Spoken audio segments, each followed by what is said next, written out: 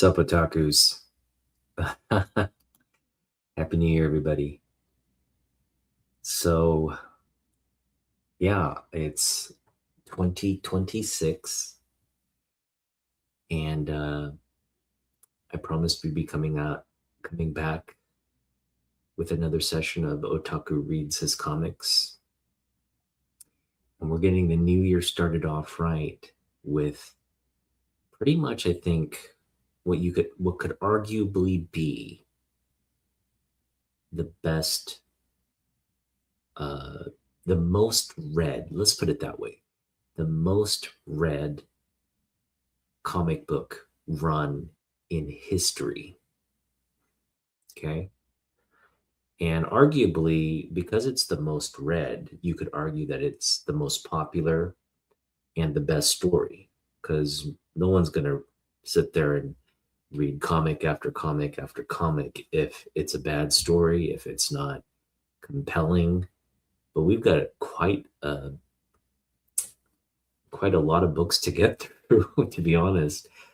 This run covers quite a range of not only a time interval, almost 2 3 years, no, over 2 years interval, but it covers a lot of books across a lot of different titles as well. So only the most devoted of fans, and I don't fall into that category. I mean, I'm a devoted Superman fan, don't get me wrong, but you have to be a devoted Superman comic book reader fan to have sat there when these books came out and got one every week or every month and read them sequentially and enjoyed them at the time they were coming out. Now, a lot of us read this series in a collected edition, or just bits and pieces as they were coming out. Hey, what's up, Kenneth? Glad you can join. This is going to be an exciting issue here, so let's just jump right into it. I do want to talk about a lot of things. We're going to cover sort of what I'm targeting in 2026. I'm going to also focus on something I saw today by Matt Likes Comics about maintaining focus and discipline for the collection and the hobby. We'll touch on that toward the end, but I just want to get right into reading the comics, and then we'll do a little post period for talking. So let's get right to the books here. I'm going to start off with what we're going to cover today. Booyah! This came to me via a gift from a real friend of the channel. I'm just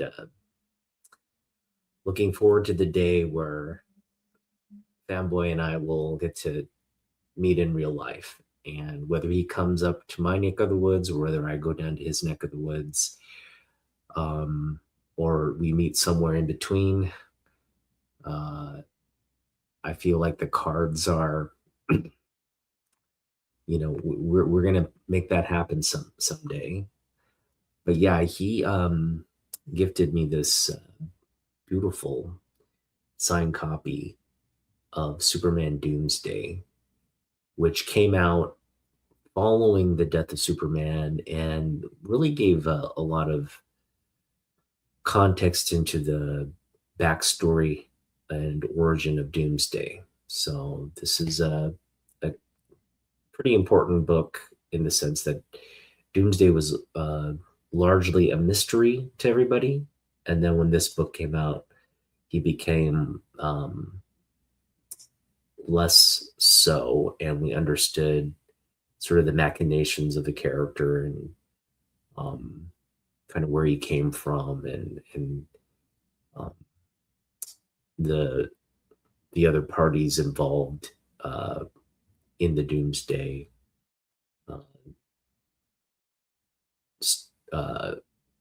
creation, or I should say the overall footprint that the character is evolved from. And then, of course, we're going to introduce this. This is the first full appearance of Doomsday. This is when he starts, he breaks out and he starts causing some havoc and ruckus on Earth. And today, this is really the issue we're going to focus on and kind of get things started. So let's jump right into it. And let's get, so the the death of Superman starts really right here. And this is just a story of the comic book, but we really have to go kind of to the end of the book here, to the last panel. This is a developing story of people, subterranean people, under the ground of Metropolis. And then we get this panel here, last panel, and then boom, somewhere else. And this is kind of where we're going to focus in on Krang, Krang, Krang, Krang. Doomsday is coming. That's kind of a terrifying panel. You just you see this fist just continuously pounding, and you know, we go to the next issue here, right? This is in Superman 73, volume 273. And again, this is the sort of the second comic book where we get the continuation in the last panel again. And it's a little different, right? Somewhere else again, just this is the last panel of the comic book, or the last page of the comic book. Krang, Krang, Krang, Krink. Doomsday is coming. All right. And by this time, it has people's attention. This is like 2 issues where what the heck is going on? Something's knocking on the door here, and it's pretty terrifying if you just, because we don't know what it is. We just see it violently hammering against a wall there. So next we have The Adventures of Superman 496, and much like the previous, right? Much like the previous issue, we get the last panel here, the last page. Somewhere else, Krang, Krang, Krang, crack. Doomsday is coming, and then we get this terrifying silhouette with Superman's, the House of L symbol, hope symbol, the Kryptonian symbol for hope, with blood running off the edges. Doomsday is coming for Superman. This time, the never-ending battle ends. They give you the previews of where it's taken place. Okay? So they're telling you, hey, Superman triangle numbers 45 through 2, Man of Steel 18 through Superman 75. It's coming. It's basically, hey, we're close to the end here.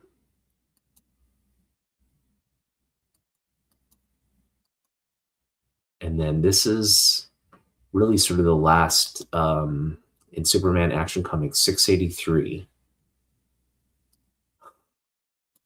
we finally get somewhere else. Krang, Krang, Krang. And we see like now, like Knuckles here, these terrifying, like what look like claws or something protruding from the knuckles. And then he breaks through. Doomsday is not coming. Doomsday is here. Okay. And which leads us to this issue. Now we're going to read this issue because this is the one where it's a story wrapped in more context of Doomsday's arrival. Okay, so this is kind of where we see Doomsday, more of Doomsday, I should say, not fully see him, but kind of see what he's all about. All right, let's get into it. And yeah, I'm just gonna take a look at the comments here real quick before. Looks like Kenneth. All right. Superman, Man of Steel, number 18, the beginning of the end, Doomsday. Somewhere on Earth, Krang, Krang, Kroom, Kroom. Crack, crack, crack. Doom.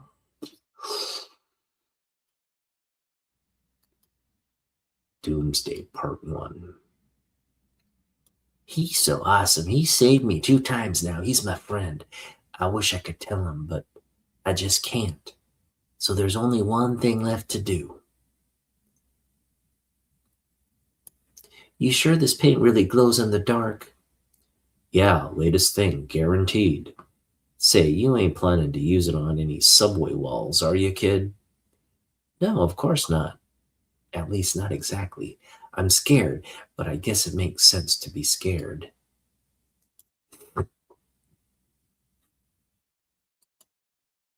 When the guys I'm going after are monsters.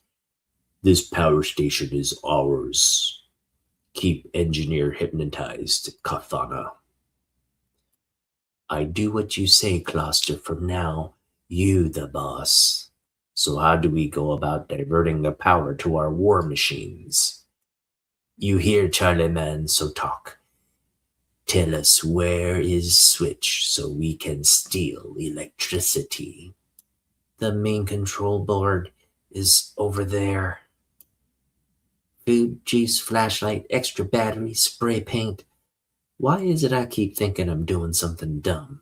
Maybe I better go over my plan one more time. The monsters in the sewers say they got my mama, and they'll kill her if I tell anybody that they want to make war on the city. But what if they're lying? What if they're trying to trick me? What if they don't have my mama at all?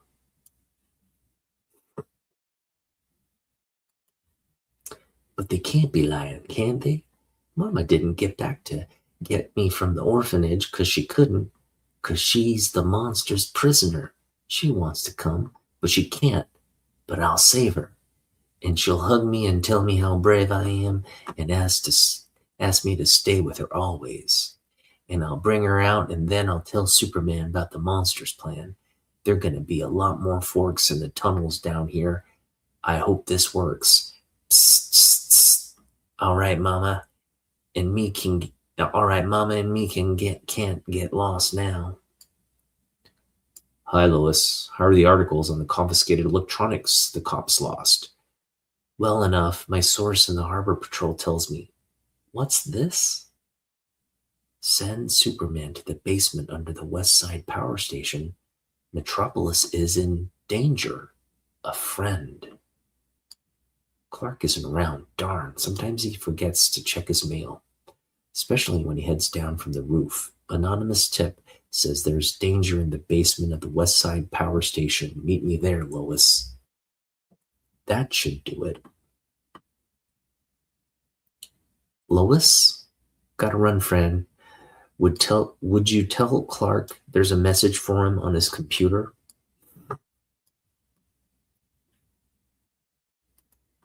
Elsewhere. Cheep, cheep, cheep, cheep. Cheep, cheep. Chip, cheep. Lurch. Har, har, har, har. Scanned the city, but didn't see any underworlders on the surface. Must be lying low for now. Maybe it's time. I got to get back to work. Hi, Clark. Lois left you a computer message. Very high tech over. Thanks, friend. Tap, tap.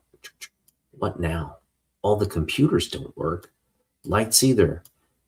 Don't tell me we're having another blackout. We do it. We steal Metropolis's electricity. Now the city is hopeless, and Underworld can kick butt. Good thing someone invented wire cutters. I'd have hated to have to use my teeth. Blackout means the alarms don't work. That's the good news. But nobody's around either, which means they've been taken care of. Note was right. Something's up. But what? Maybe downstairs? What's this? Thud. Ouch. It's like kicking concrete. Har, har, har. You notice, huh? Outside in, through and through, cluster invulnerable. Who you be anyway? She's that reporter dame, Lois Lane. You know her? She volunteers at a soup kitchen where I used to eat. Who are you? What's going on? Charlie, how could you? It's easy, reporter lady, and smart. You helped teach Charlie, didn't you? He's society's reject, like us all. You want to give us handouts. But Underworld got war machines now, and we take what we want. She might be useful as a hostage claw. Better bring her to the boss. You tease her, Charlie. You know boss don't take prisoners. She'd be dead for an hour is up. No prisoners, but what about my mama? They never had my mama. They lied to me so I wouldn't talk. I guess I knew all along they didn't have her. I just wanted to believe that I could find her and save her and make her love me. Elsewhere, crack, cram, crack.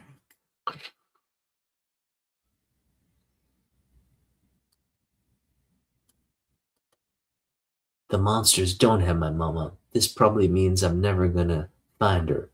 But they really do have that reporter lady. They're gonna kill her and attack the city.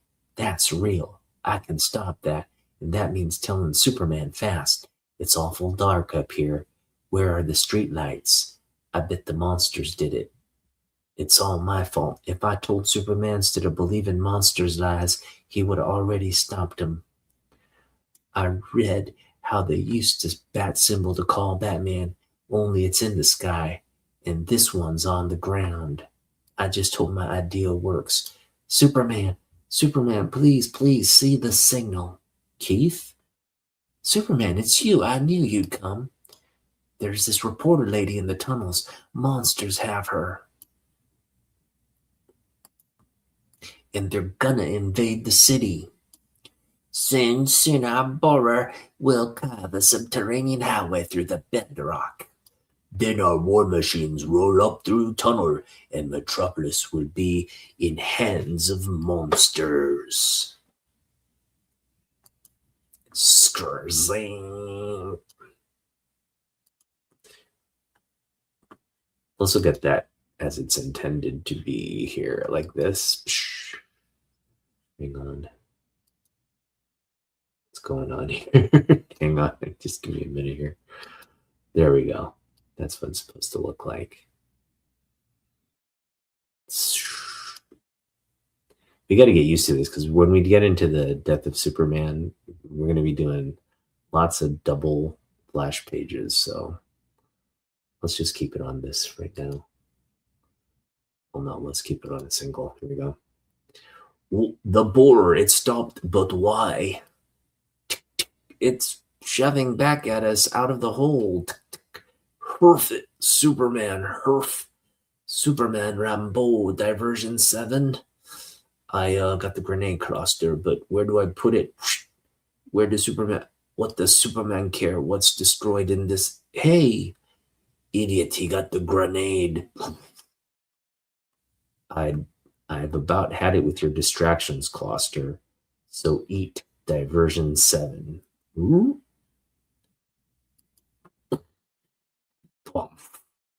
Good thing cluster invulnerable. Superman coming for us. Activate war machines now. Shrek. But the way these warrior world designs, yeah, pour it on. Even Super Creep can't stand against these weapons.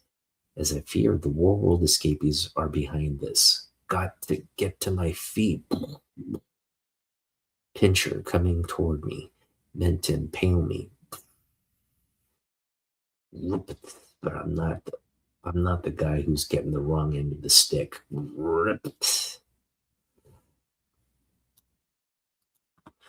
Missed my chance to stop them once. Won't make that mistake again. Woof, woof. That smarts. Kruzz. Krilly's unconscious. The battle seems to be going against us. Perhaps, after all, discretion would be the better part of valor. Come back here, war worlder. Where's the lady reporter you're holding captive? Captive? Surely, Superman, you know we war worlders don't take captives. Where is she? Charlie took her to the East Tunnel. By now she's dead.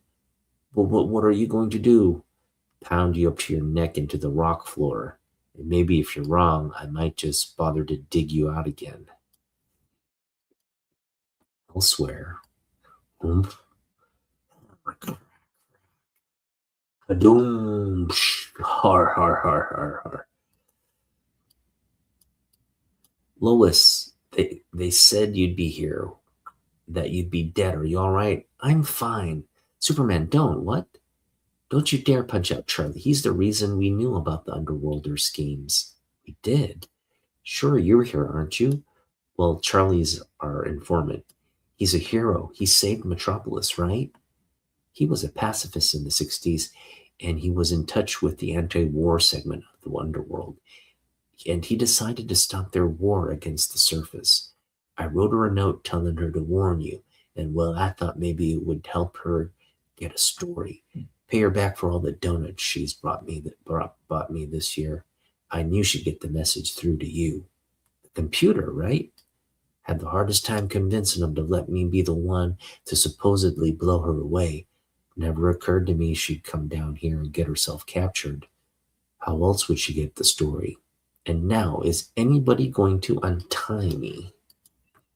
The jails on the surface won't hold these guys. We'll hold a trial and deal with them in Underworld. But you don't have to stay down here, you know. You kidding, right? Ain't nothing for us on the surface. And Charlie and me are mere human.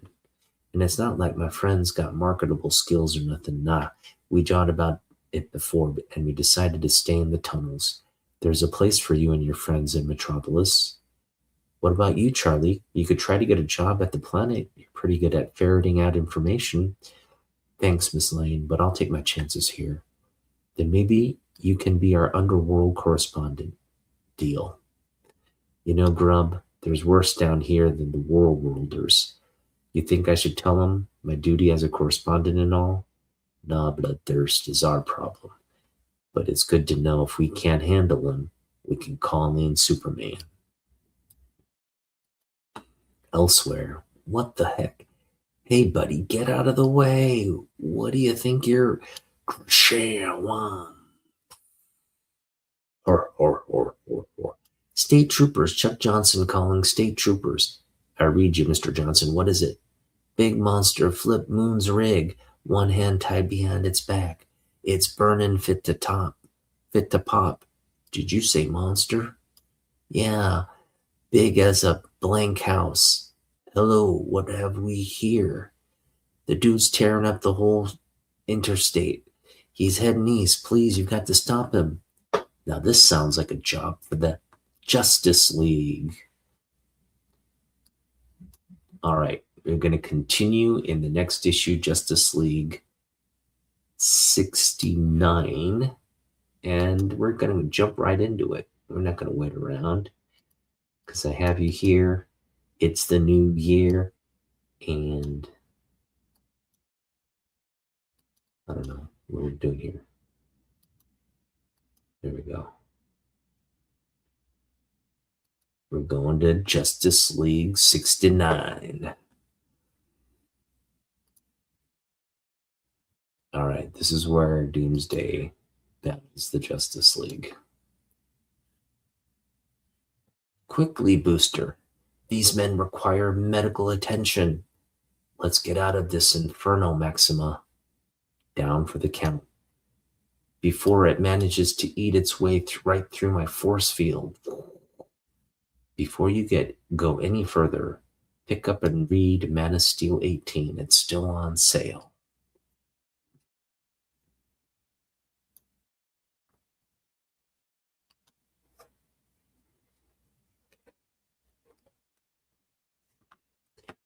I'll have this little campfire snuffed out sooner than you can say weenie roast. My ice will melt some of the blaze. Good move, Ice. The rest of us will take care of the victims. We sure appreciate the help, Justice Leaguers. I'm well aware that Ohio is out of your normal area of jurisdiction, just as I know we have rumors of a monster man running loose that caused this accident. It's too bad he vanished into the woods, or we'd take care of him. Any word on the paramedics, Booster? I have my risk communicators turned into the police band. Dispatch says ambulances will be here within 2 minutes. We must find the beast. I agree, Bloodwind. Everybody into the bug and we'll be on our way. Gosh, it's too bad we have this emergency. I really wanted to see today's episode of the Cat Grant Show. We're coming to you live from Roosevelt High with an incredible show. He is perhaps the most celebrated man of our time. He's been called the Man of Tomorrow, the Last Son of Krypton, and the Man of Steel. But he's most appropriately known as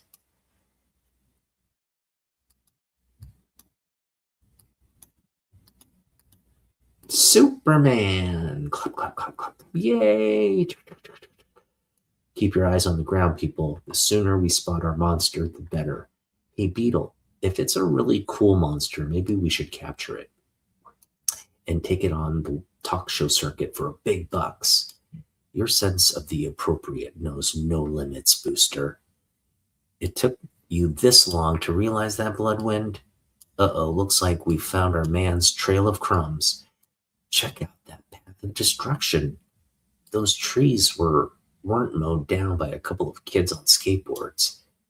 This is terrible, such pointless, needless devastation. Let's just find the suckers and kick some butt. I can't thank you enough for joining us here, Superman. Interviews with you are truly a rarity, are a true rarity. I've always felt that if Americans are to trust us, they have to know us, Miss Grant. And without your trust, we are not effective. You've exhibited psychic powers before, Bloodwind. Any chance you can scan ahead and tap into this guy's mind? It will be difficult, but I can try. As will I. I guess 2 psychic minds are better than 1. Nuts. I wanted Bloodwind to go it alone so I'd have a chance to gauge his powers. It's the only way I can get info on the guy. Oops. The way he shields his abilities, he'll probably let Maxima make first contact, even if, yes, I found the creature. Ugh, he's hate, death, and bloodlust personified. Nothing more. Agreed. Some of your colleagues like Booster Gold, Elongated Man, and Wonder Woman have led very public lives, but we don't know nearly as much about you. As leader of the JLA, perhaps you can give us the inside story on you and your pals. Let me correct you on that point, Miss Grant. Crunch, crunch, crunch. Bam. Sniff, sniff, sniff. It's unfair to the others to paint me as the leader of the Justice League. We're a group of people who have gotten together to do a job only we can do. Everybody in the group has a say on issues and a vote as well. Splurch, crack.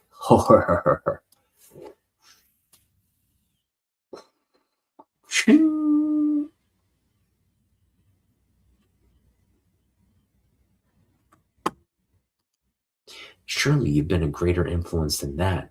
Respected observers suggest you've provided a quality of strength and focus the league had previously lacked. They were a talented, dedicated bunch long before I joined Miss Grant. I'm proud to be in their ranks. Yo, Beetle, radar shows a projectile coming. Everybody assume crash positions. Crack. Our hydraulics are shredded. We're going down. I'm going to find the guy who whacked us and sew his eyelids shut. Better give the non-flyers a hand first, and you better make it quick. Oh. Don't be so modest, Superman. The whole city knows you and Guy Gardner exchanged blows a few weeks ago. Care to comment on the conflict between you two?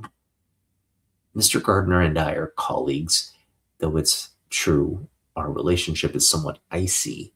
We do manage to get the job done. Feels good to get my hands on you again, babe. What's Super Doof got that I don't? Class? Gotcha. Psh, just save the ship's wreckage before it kills somebody. Someone. Done. With my command over metals, I can easily lower it to the ground. Who's behind this, weapons master? Despero? Neither, and I sense the true creature responsible is nearby.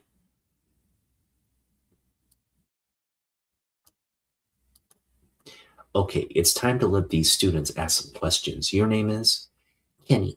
I was wondering what you superheroes do when you're not bashing bad guys. I mean, do you get together and party all the time or what? Cola beer.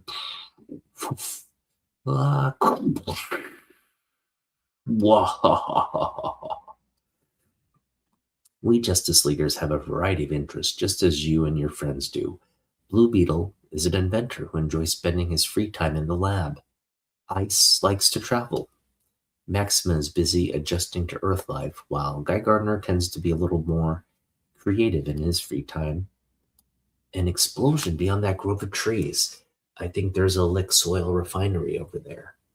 Like, do you think the guy we're looking for caused it? Only way to find out. Only one way to find out. Bombs away. Wait, Guy, let's get a little organized here. Too late, Bug. One soon-to-be corpse dead ahead. Take your pick, burial or cremation. Oof. Speaking of Guy Gardner, why won't you guys let him be a lantern anymore? Why did you fire him? I can assure you that we had no say regarding Guy's status in the Green Lantern Corps. It was their call all the way. Huh?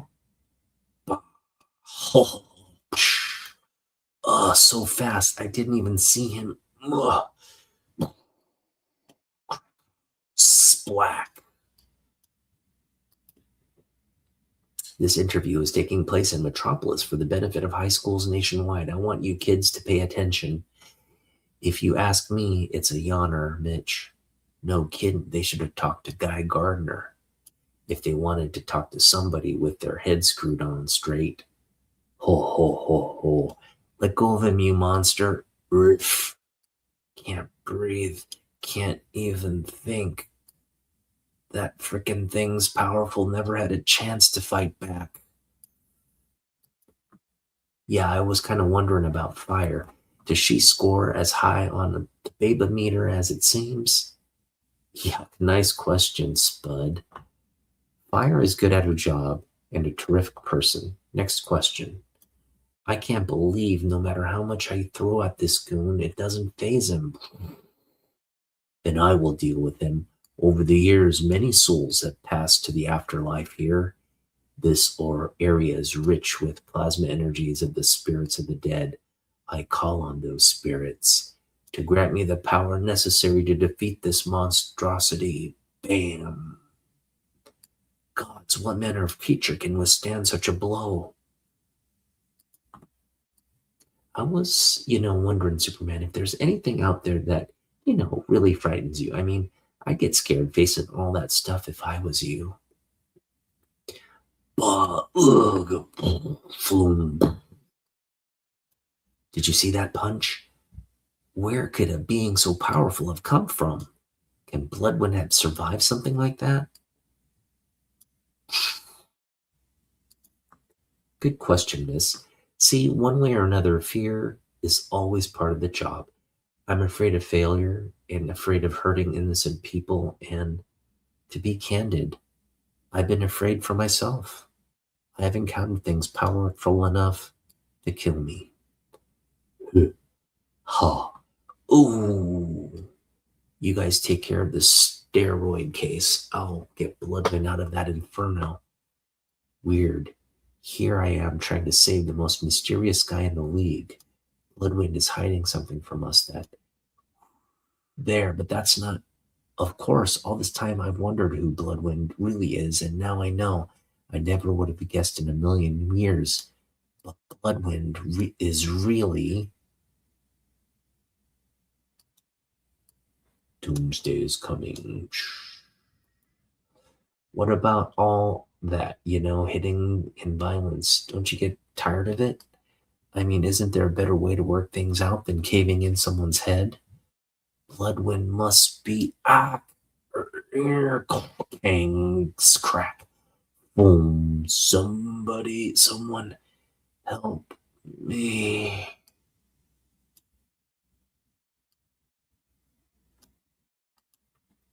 Believe me when I say I wish that violence wasn't necessary. The violence is the price we pay to accomplish a greater good, as heroes choose to protect that good with our lives. Little will never survive if I do not. Look out! Cut. We've just been preempted by a network special report. Sounds like trouble in Ohio. Wonder if it's anything I can help with. Ted. Whoomp. Ted, oh no, he's still so quiet. Oh my god, we need to get him to a hospital quick. I think it may be too late, Booster, but I pray I'm wrong. No. Have reports of the Justice League battling a heinous monster at Lex Oil Refinery in Ohio. Reports indicate the League is unable to stop his destructive stampede. Superman, I have to go. Dun dun dun dun dun. I'm tired of playing tag with you, ugly. Let's see you walk away from a full intensity blast. He's still coming. Gotta get my force field up before. Ah. How could one man stand against the whole league? Soon as I'm up over the horizon, I'll be able to check things out with my telescopic vision. Man, I just barely raised my force field in time. The force of his blow is overpowering my flight ring. If he can do this to me, imagine what he did to Beetle. Wonder if that rubber-suited powerhouse is biological or some kind of doomsday machine. That's far enough, Booster. I hear you people are having some trouble. Trouble isn't the word, Superman. I'm telling you right now. It's like Doomsday is here. Continued in Superman 74. Don't you dare miss it.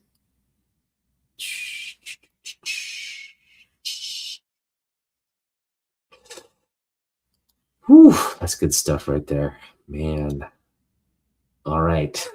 So we're into the thick of the Death of Superman arc. And I'm going to be reading the death, the reign of Superman, and the return of Superman. So we're going to do death, reign, and return. So I hope you guys kind of enjoyed this little reading. Continue to stay here. We're just going to go through until we're done. So next issue, I think we're starting on Superman. What 74 is it? So we'll be getting there eventually to the end. Hey Ron, what's up? Happy New Year, buddy. Happy New Year to both you and Kenneth. Hope you guys have a prosperous year. It's been a Hopefully it's not a dooms year. We started the year off with Doomsday, but hopefully it doesn't turn into a dooms year. But only time will tell. I do want to share now. I want to get into it's with it being the new year. I'm going to turn my space heater on because it's getting a little chilly.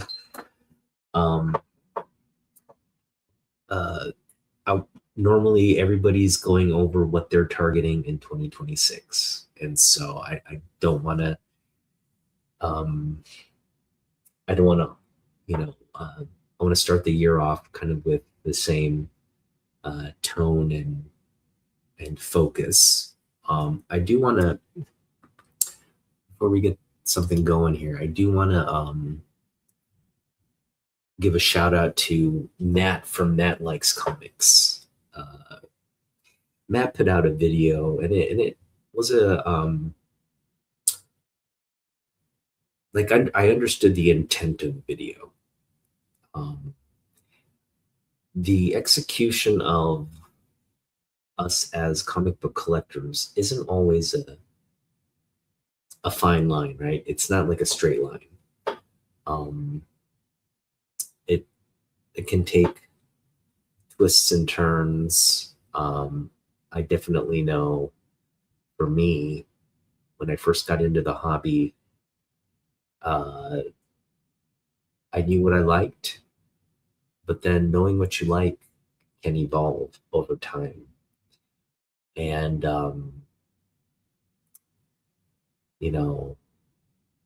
I've had to really come to terms with trying to collect too much. I kind of was like, I want to collect G.I. Joe. I want to collect She-Hulk. I want to collect Wolverine. I want to collect Fantastic Four. I want to collect, certain runs of Spider-Man, blah, blah, blah, blah, blah, blah, blah, blah, blah. And it just, at this point in time, I don't want to collect any of those things now. It's like, I still like those things. Don't get me wrong. I love me a G.I. Joe comic. I have my favorite comic book story of all time is the silent issue. And that will always be a comic for my PC, my in my collection. And there are, I love She-Hulk, the John Byrne 90s She-Hulk, Volume 2 She-Hulk run. It's one of the best, I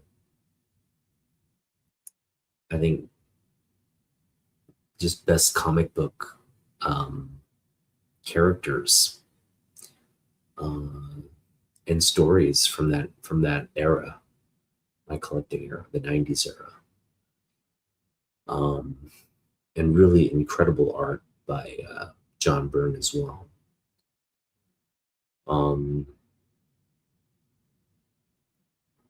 And of course, Wolverine, I read that growing up. It's always been, Mark Silvestri gets in on the title and puts out a lot of incredible artwork on Wolverine and stories on Wolverine. Larry Hama is a big contributor to that. So there's a lot of stuff there as well to collect. So I understand where Matt's coming from. Matt's like basically saying like,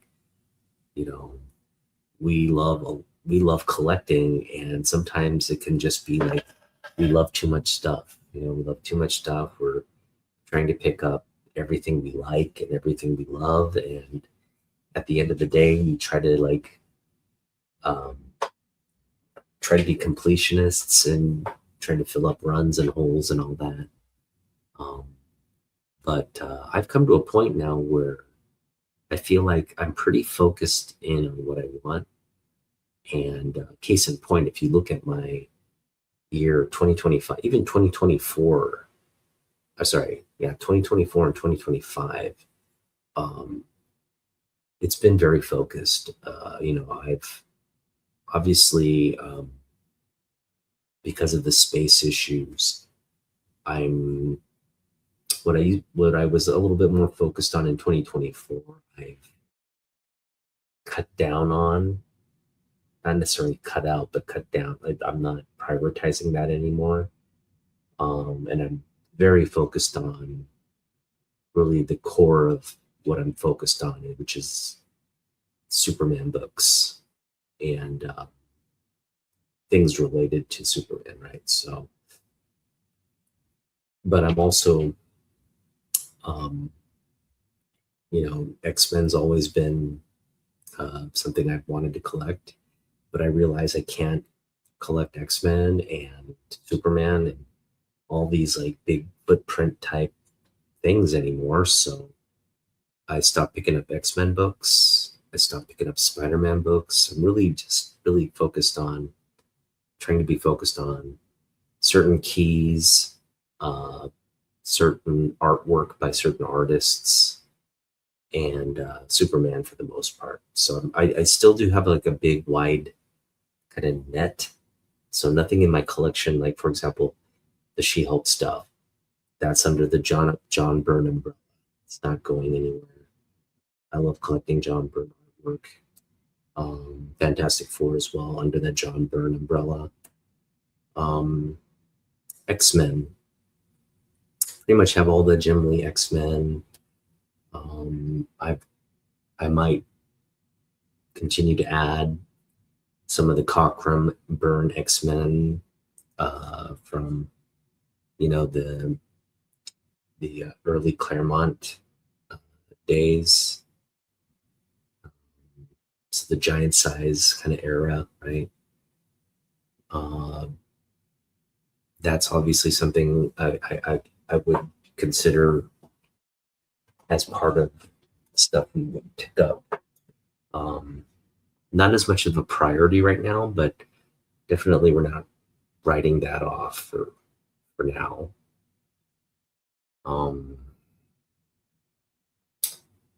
But yeah, I think the older books are kind of where my wheelhouse will be focused. Trying to pick up Silver Age on the cheap, Golden Age on the cheap. And like I just showed you, I picked up like 4 Superman Action Comics issues from the 90s for 40 cents each. Yeah, if I can pick up like a 90s book for less than what it was selling for in 1990, like less than half the cover, that's a win. So just continuing to really kind of, I don't want to put myself, I'll just continue to pick what I like, right? But it's definitely, I've always been focused, I feel like. And I'm picking up, if I find a key or something at a really like low price, something like I just picked up for example, First Mandalorian Grogu, right? I don't want to collect that, but it's a $15 book, picked it up for $2. So something with that kind of, and it has a lot of legs to really be a higher end book. Because you've got the movie coming out, you've got really a whole generation of people who love Mandalorian and Grogu. So I just see it as like a book I could probably trade for or sell with some value down the road. So we'll continue to pick those up.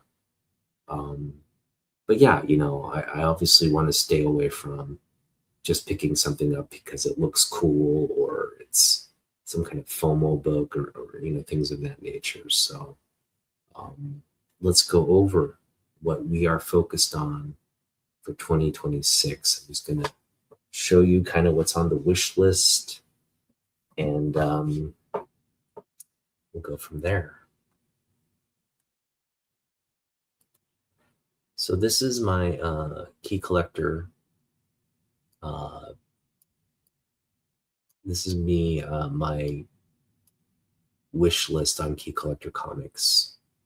As you can see, I have like 1,400 issues that are on the wish list. Now, are these all like vetted books? No, they're just like kind of like as I scroll through stuff and I see something I like, I kind of add it.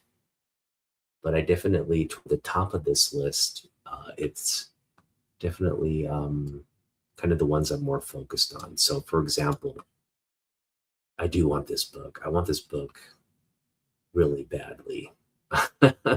It's just, I mean, for obvious reasons, right? So this is a treasury size edition one. Um, I think we're good with like a mid grade copy, right? So we're not looking to pay a lot for this, and I think I could probably find this here somewhere locally. I'm also fine with just a mini version. I know they have like I think mini comics of this somewhere, or even a reprint. Fine with a reprint. I would like the original though. And this is something, yeah, this is something we were focused on to pick up this year. We had a few opportunities to do it. We never pulled the trigger. I know, Ancient Comics has a copy of this. It's like a fine plus, maybe a BF minus copy. Jeff was asking 100 for it, and I think for the grade, the 100 is fair. So we may pick it up from him, but this is always popping up on eBay. It is kind of selling at a sort of an elevated price right now, so I'm not in a rush to get it. I think when it cools off a little bit, maybe I will, but I just know there's a lot of copies out there. If we're patient, we'll be able to pick up a really nice copy at a really good price. So that's what we're hoping for. We're also hoping to pick up like First Deathstroke. That's a big book right there. First Teen Titans. This is a big Target book as well. We're hoping to pick up a Golden Age comic book at some point. Golden Age Superman comic book. Hoping to pick something up in really higher, kind of finer grade. These are bigger books, obviously. These are like investment grade type books. So, you know, we have to look to spend anywhere from 800 to probably over $1,000 to pick up something in the low grade, but still presentable enough, right, to have in the collection. And this will be a little bit of a harder, you know, bigger. It'll obviously be a costlier book to pick up, but something, you know, if we do zero in, it'll require a lot of kind of vetting, some negotiation, and again, it all starts with, will we have $800 to $1,000 to blow on a book? Probably not, given the way our budgeting is going this year. I want to go to Japan. I don't think I'll be able to. So we'll see how that pans out. If I don't go to Japan, I know I'll probably have at least like $200 or so to spend on books this summer. But if I do go to Japan, then that comic book money goes to zero. So there you go. Simple math right there. This is a cool book. Nick Cardy, House of Secrets, 114 cover. And this is just one of those like kind of cool hobby type books that I think most collectors want in their collection. So love stuff like that. This is also very high on the list.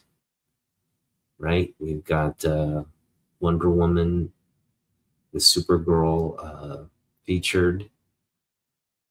If I'm not mistaken, I believe this is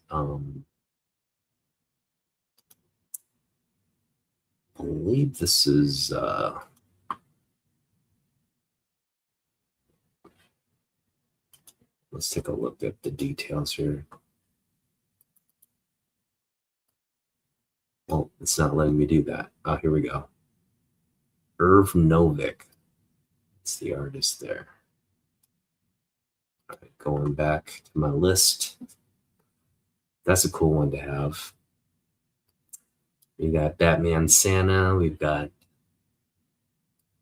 Ma and Pa's Kryptonians. We've got First Supergirl, which probably will never happen, but we got to have it on the list at least. It's, something we got to at least hope for in order to maybe have it someday. But that's a big one. We would not buy it this year, of course, because that would just be dumb. With the Supergirl movie coming out, this is just a book everybody wants to pick up. So we're not doing any of that FOMOing. But again, we'll see. It'll go up and we'll see if it comes back down. Hopefully it does. This is another book. I could have picked this book up for around $60 recently on an auction, but it had staples here. It was stapled, maybe it had like 4 or 5 staples just along the spine. I mean, they were clean staples, but it was stapled. So obviously the cover was likely going to have detachment issues and holes on the cover and through the interior. And I don't know, for $60 for just a copy that had a bunch of staple holes in it, I feel like I can do better paying a little bit more, but getting a better condition book. But this is again the Fortress of Solitude first appearance, so that's a big one. Got a lot of Action Comics here that we're going after, so that's always good stuff. This is a pretty cool one. First appearance of Bizarro Batman with like a Bizarro plus Joker cover. That's cool. Gotta get that one. And more Neil Adams stuff. That's always good. Yeah, more Neil Adams stuff. Just a bunch of Neil Adams stuff we want to add. This is a cool one. This is the Superman book that was referenced in the comics, or the Seduction of the Innocent trial. Led to the creation of the Comics Code Authority. Superman 55 looks like a harmless book, but apparently it was like communist, society ruining, child abusing comic books here. This is pretty affordable considering it's the first appearance of General Zod, first mention of the Phantom Zone. I mean, let's take a look at what eBay is selling it for right here.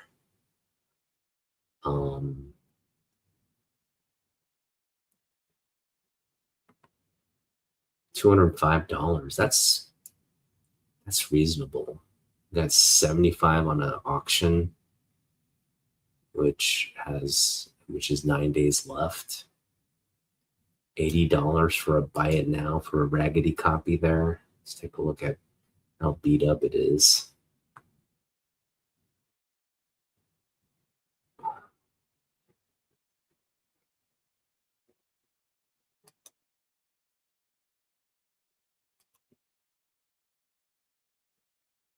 Yeah, this is really low grade, but $80 may be worth.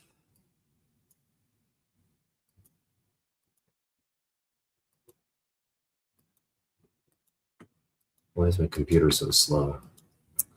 either way, got all this stuff here. So yeah, I mean, this is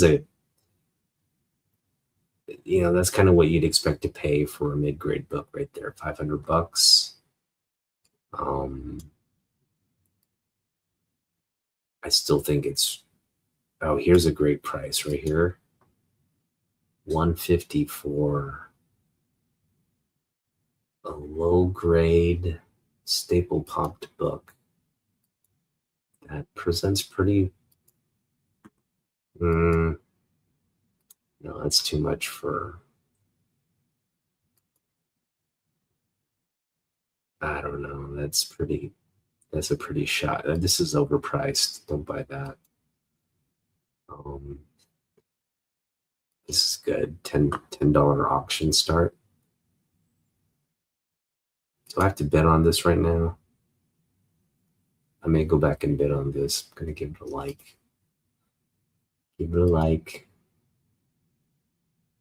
So it's low grade, but for $10, man, that would be a steal right there. All right. Well, I'm not gonna sign in and get any of that stuff. But this is another one, the Lana and the Super Kids. That's the one we want. The third appearance of General Zod. So as you can see, there's a lot to focus on. This is another one we wanted. Kind of an early Supergirl cover here. That's a cool one. The old man has this at his shop. I think it's like $40. He's selling his for $40. It's a really nice conditioned mid-grade book. So that's something we can focus on. We have $40 to spend at some point. But yeah, as you can see, it's a never-ending list of books here. We still got to pick up stuff like this if we find it at a good price. I had a chance to pick this up for $100, high grade, didn't do it. And it sold the very next week. Still wanting to pick up First Parasite. It's over at my half price book, selling for $85 right now, which is not too bad of a price. It is low grade, but for $85, you may pick that up. But as you can see, there's a lot of stuff we need to focus on. So yeah, I just kind of went through. Even though you're focused, you're not going to pick all that up in a year, right?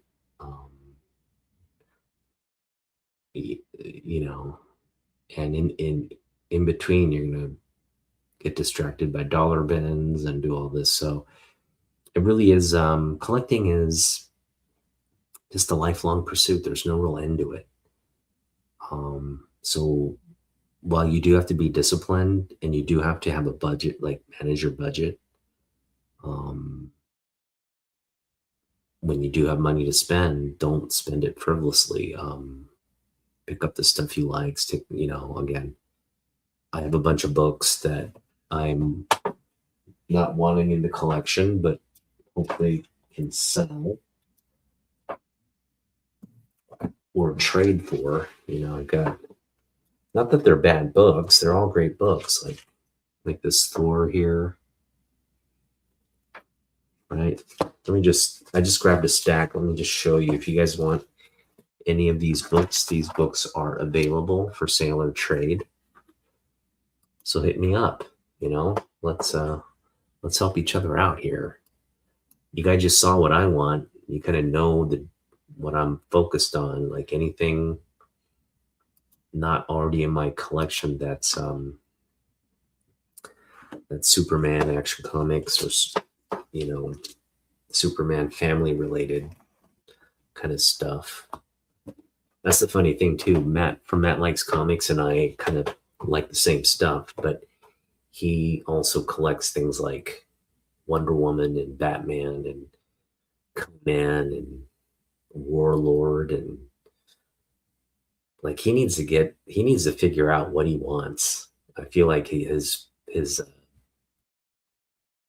core of books is too broad to be. I mean, he's like, oh, I love Aquaman and I love, spatter. I mean, he's like wanting to collect everything and then trying to be focused at the same time. It's like I feel for him because I'm just focused on Superman stuff and I feel like I'm overwhelmed. But when you try to add Wonder Woman stuff and Batman stuff and all that to it, it's a never ending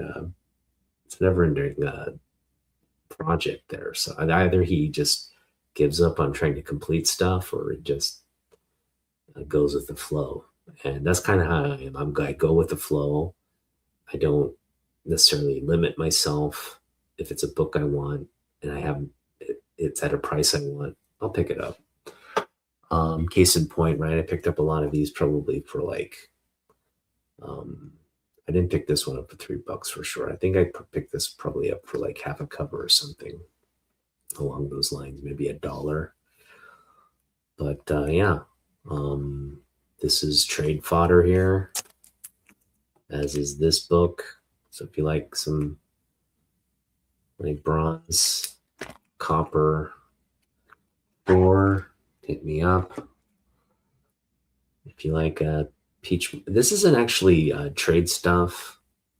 I do want to keep my peach stuff, but I'm just not buying peach like I used to or focusing on peach. So if someone really likes peach and they have what I like, I am open to selling or trading these. But for the most part, I do want to keep these if there's nothing better.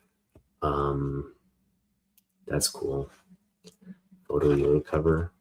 I got that because it's just a Photo Yoda cover, and that's just a great comic book photo cover of Yoda. This is during the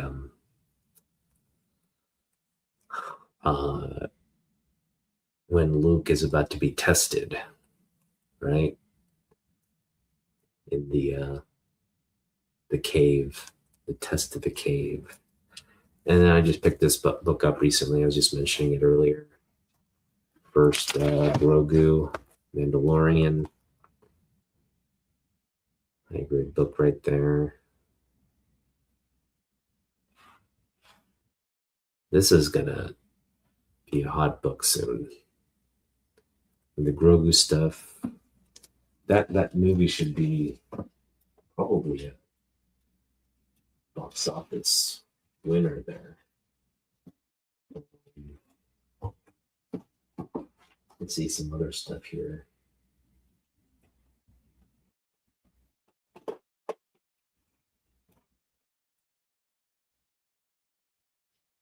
I think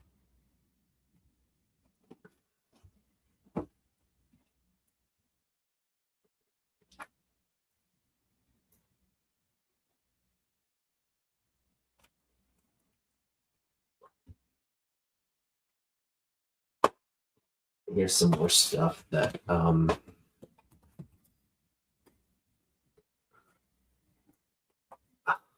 this is just one of those like things that, first off, it's a John Byrne Avengers cover, so I do want to keep it. But at the same time, I don't collect Avengers, and it really is just in my collection because it's a John Byrne cover. I don't think this is one of John Byrne's better covers because it's early on in his career. Not that it's a bad cover, it's just, again, I have it. It's like I'm kind of and these reprints, I picked them up because they're cool John Romita cover art, but I've kind of like, I don't know, I'm not trying to pick up John Romita stuff, and I'm not all that keen on Spider-Man. I think he's great in the comic books, but if like I don't think the movies are all that great. I think he is better in the comic books and the older school comic books. like this, and some of the modern books when I was reading it. But what the stuff I'm reading probably today doesn't really do anything for me. Um,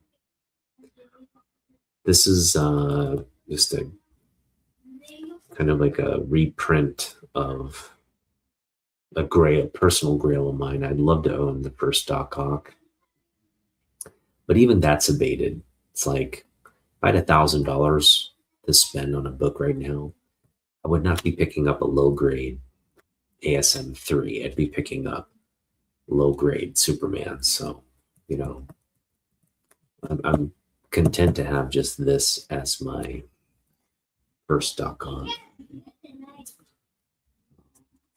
That's pretty cool. The Spider-Man ASM 1. Got the first Spider-Ham 1588. Got the I do want to collect more of these milestone editions.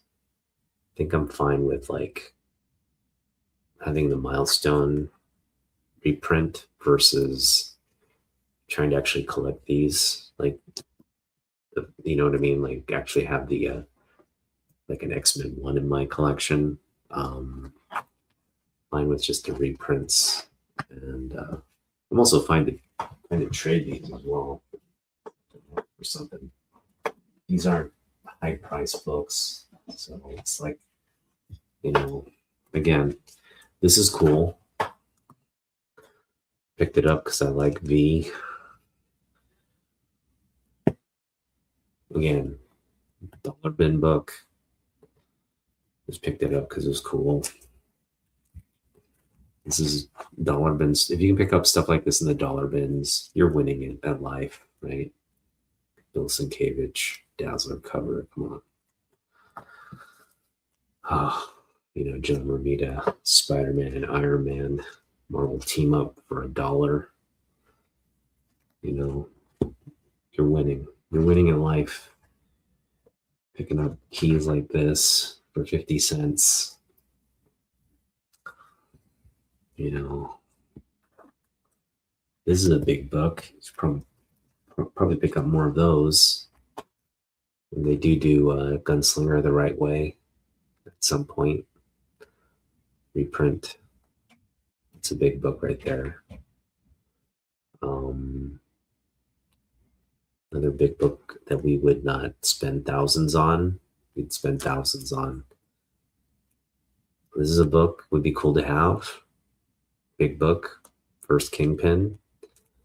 But we had that kind of money. No, we're not going to buy that. There's plenty of Superman stuff to put that to good use to. So luckily, you know, when I do get the big purchases, like where I'm spending like $50 to $100 on stuff, it's usually on like stuff I really want. So that's always good. But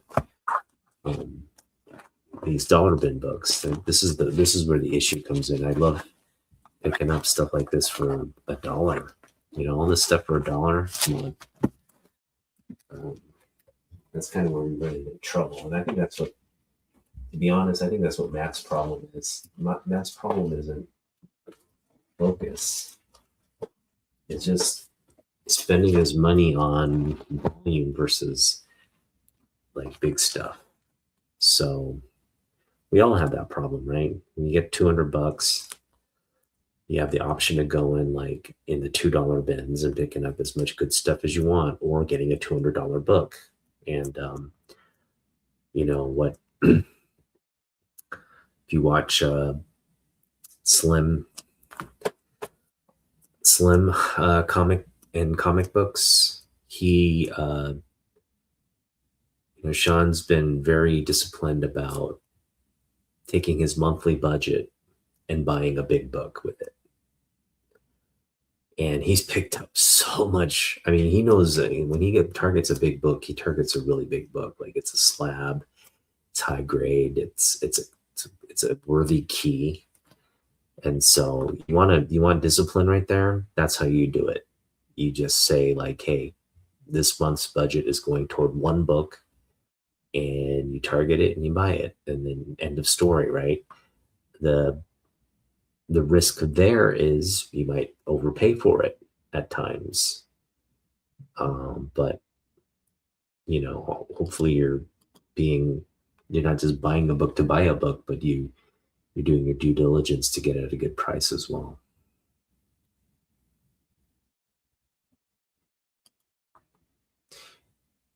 Right? This is all our problems. We dig through a pile, whether it's a doll, and that's the fun of the hobby. So why are if you're just going to buy a book, uh, to have a big book in your collection and just blow your wad on a book you're buying off the internet or something, which is fine. I think that's ultimately best for your collection because you're getting exactly what you want. Hopefully for the price set, it's good price, but you're getting it right. But for me, I just recently went to Grid City Comic Show, right? We spent like about $150 there. I picked up like 60 books or something like that. I picked up a lot of stuff I really like too. And it was fun because I went in with like an idea of what I wanted. I didn't pick up nearly, I didn't pick up nearly anything that was on my list. I might have checked off 3 or 4 things off the list. But you know what? I had fun. All the stuff I picked up, I love.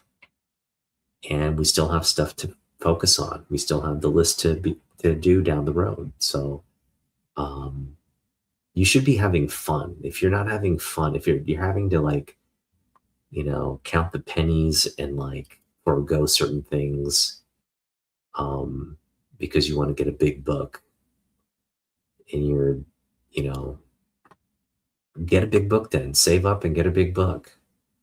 Um, but if you've got $200 to spend, there's so much you could pick up in the dollar bins and the 50-cent bins that's as good as something you pay $100 for.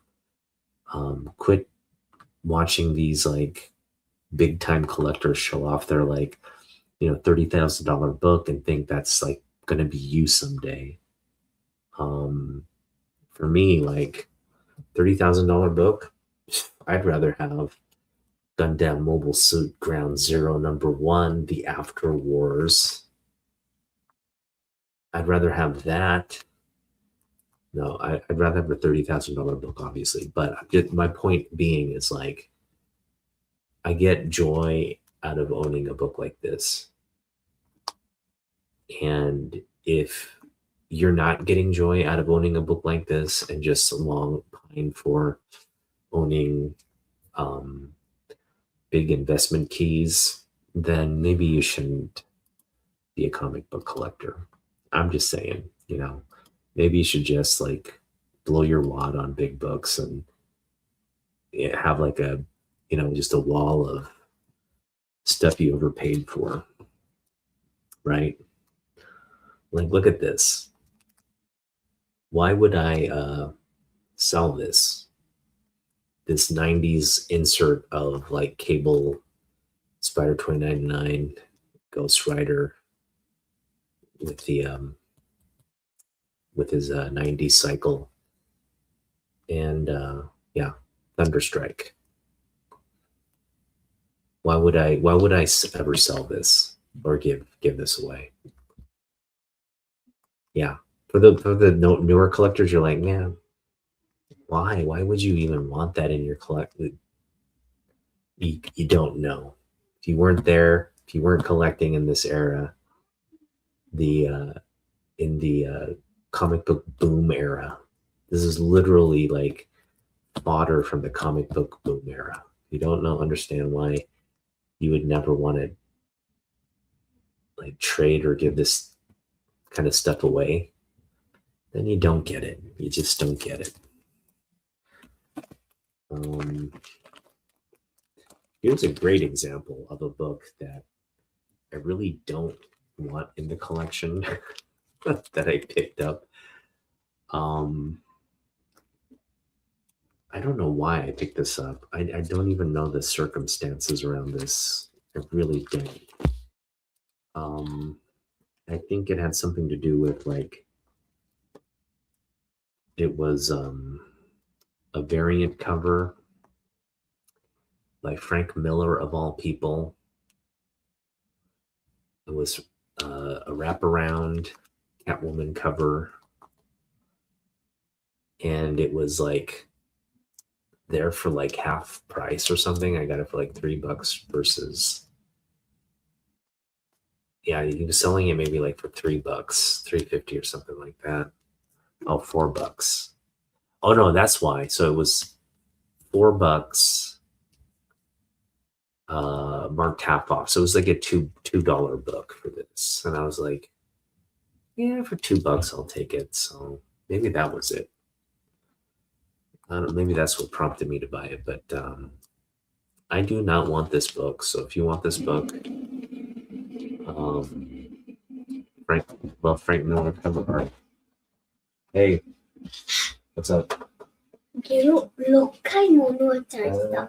リビングルームで4個で、お布団で2回で、お母さん今、カーペットでやってるから今、洗って。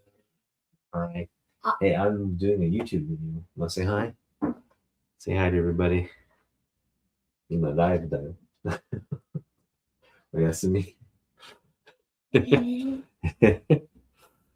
It's my son who came in to tell me that the cat puked everywhere.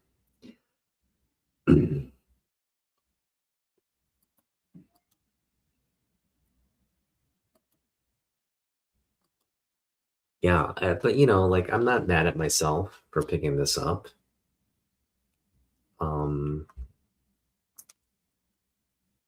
I just don't want to do that anymore. I think this is kind of like we all do this. We all kind of pick up stuff and regret it. And this just goes into like the sell pile, takes up space and whatnot. So as long as it's not like, as long as you're able to kind of like stop doing this kind of activity, which is I think the focus Matt was referring to. And I don't do this often. Just from time to time I do it. Not that I hate this book. I don't hate this book. It's just not something.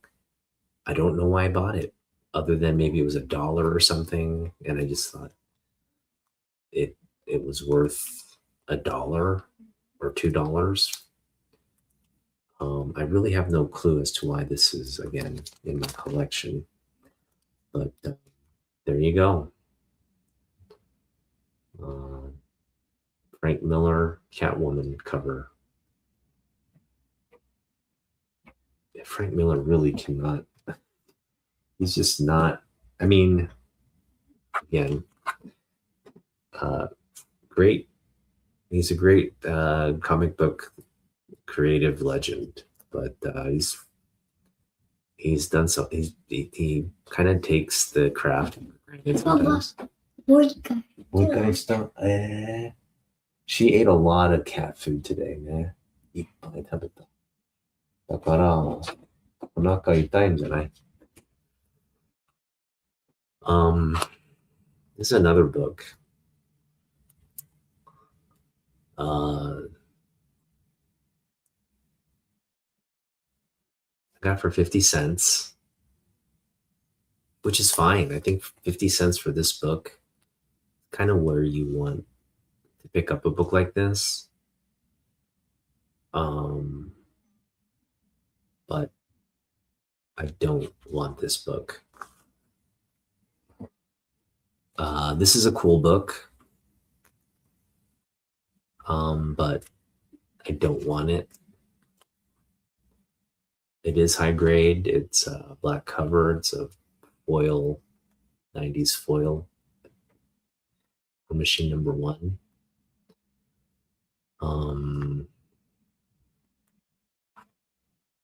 It's got a spine tick there, a couple spine ticks. So yeah, it is what it is. I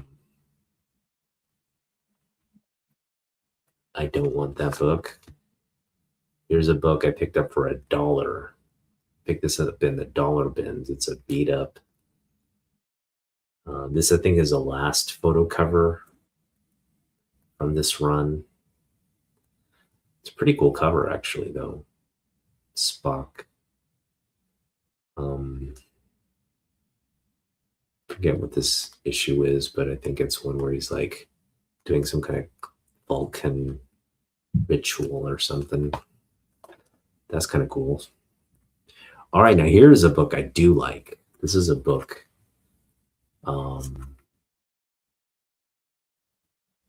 Yeah, you know, and I probably picked this up for like 50 cents or so. So anytime you can pick up stuff I actually collected in my collecting, another collector era book.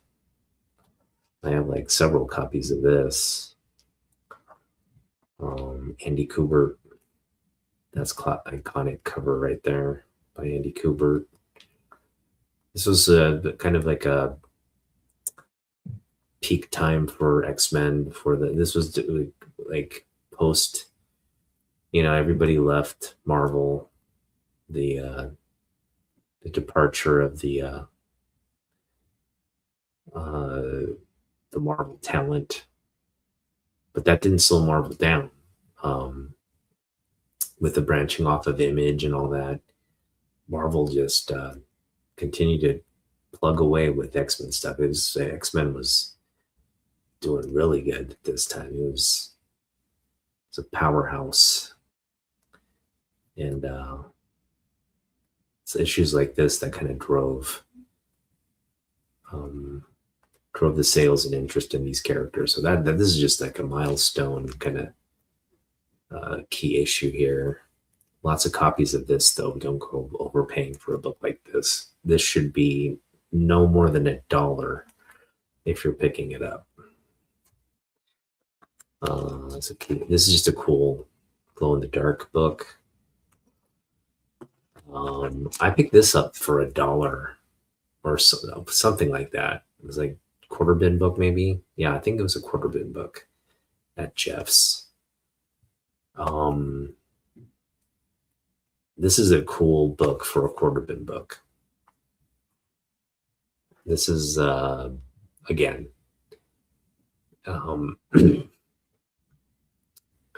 If you're blowing your budget on a big book and you're not picking this up and it prevents you from picking up a book like this from the quarter bins, then are you really having fun? Are you really having fun as a collector? You know what I mean? Like, I don't know what's a bigger kind of flex. Paying like $500 for a $700 book, or paying a quarter for a dollar bin book. What in your opinion is the bigger flex? Like what's the better pickup? It's all relative, right? To each his own.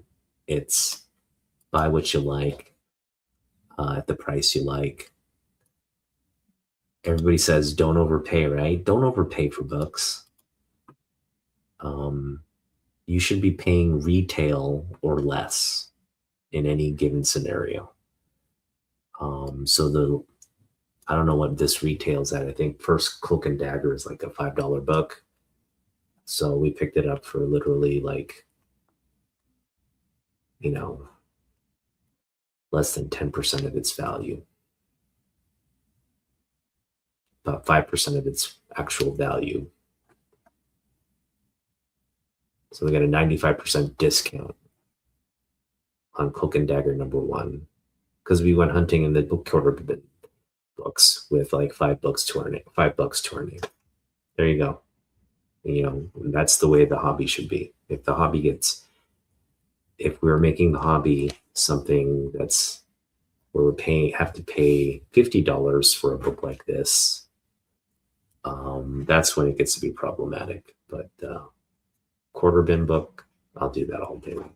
Now the quarter bins are going away. I don't know if Jeff has quarter bins out, but they're absolute garbage. So he needs to either step up the quarter bin book, quarter bin game, or get rid of it altogether. And he's got to put more. He's got to make the quarter bin worthwhile. And that's the thing. 2026, I have really no places. There's no dollar bins around me because Mill Geek is gone. Subspace doesn't have dollar bins. My local guy, Bill Kirk, Coin and Stamp Bill, he has half off books, which is pretty good. Can be good. I found a First Bane in a low. He thought it was low grade, but it was just like some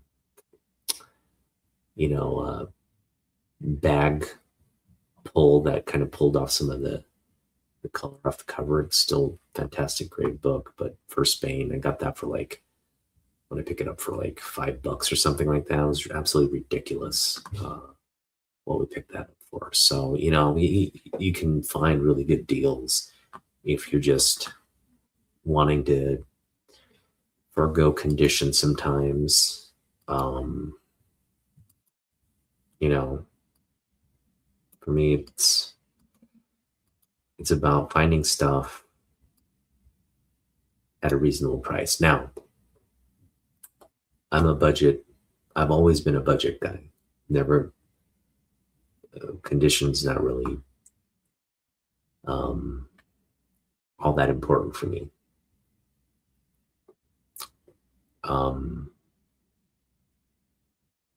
But yeah, I do, for people that do want to collect in the high grade manner, you just, again, that's a great way to collect. I just think you just need to maybe budget better or save better. You just got to be hyper focused with that particular method. And this is why I think when a guy like Slim is super disciplined and uses his budget on a big book, which is a really cool book, at the end of the day, you're just like, wow, yeah, nice pickup. Like he's picking up a really, really big book, like potentially like thousands of dollars, right? In terms of like actual value, but he's picking it up for like $300 to $400, right? Or maybe getting like half off or something. Like he's getting a really good deal because he's using the money, kind of looking for what he wants, being patient. I think that's good. But that's not how my budget operates. I don't have like $300 a month to spend on a book. So for me, when I get $300, I am being very strategic on how I want to spend it. So I'll look at my wish list. I'll look at what's available. And sometimes I see that book for $300 and I'm like, I could just blow my wad there on $300, or I could try to find a low grade version of the book in a bargain bin somewhere, right? And that's the fun of the hobby. It's just kind of like the box of chocolates, thing from what's the movie called?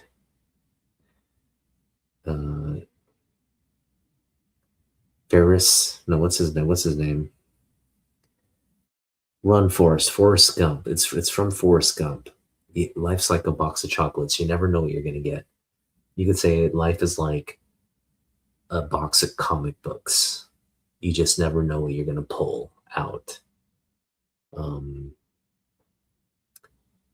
Because as sellers, right? Even sellers, like you talk to sellers, they'll reward people who hunt. They'll put in like a really high priced book at a bargain at a bargain price, kind of stash it somewhere and see, all right, who's going to be the lucky guy who digs and finds that? And if you are lucky enough to find that, there you go.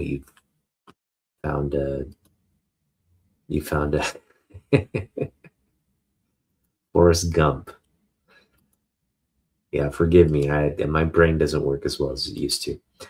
But you know what I mean? Like if you dig and you look, you'll find good things. And that's the fun of the hobby. If anybody tells you different, why this hobby is better than any other hobby, it's because you go to a shop, you go to like a big back issue, like a rows and rows of back issue bins, right? And you're just like, I'm here, I'm gonna dig, I'm gonna take my time. That's the fun. And these shows, right? You see all these, you see all these like people just going to the walls and like asking about prices, and then they blow their wad on a big book, and then they maybe have $5 or $10 left over. And then they just start doing some dollar bin digging. That's all fine and dandy. Do that, because I think if you want a big book, get a big book.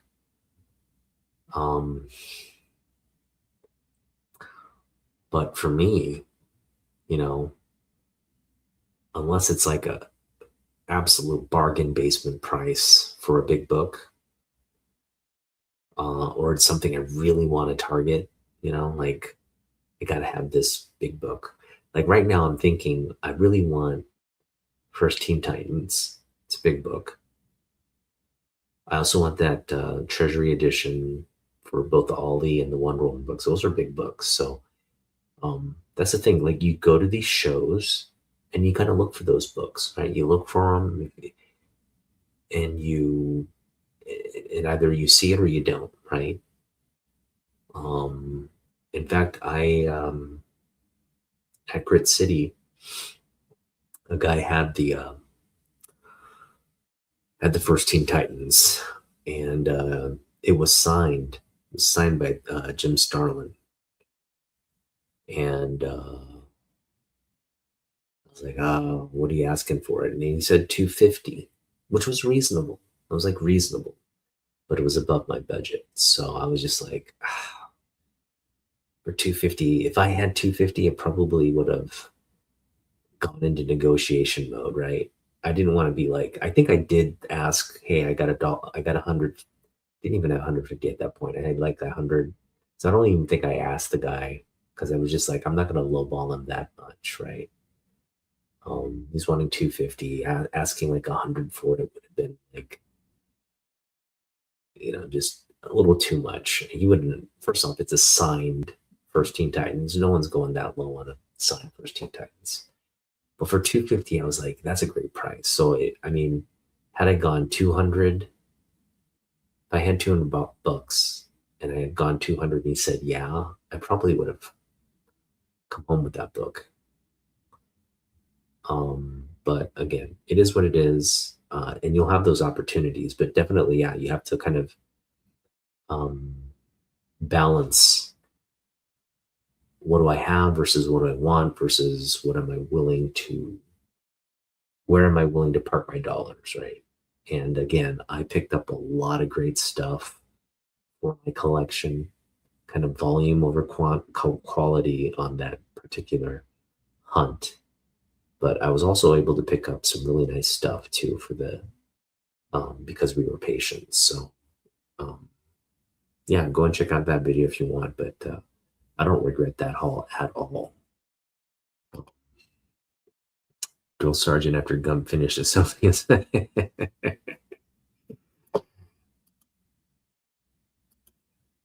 Okay, gotcha. That Forrest Gump is such a great movie, and I think I watched it only once. I probably should go back and watch it a couple more times. My favorite part from that movie, though, was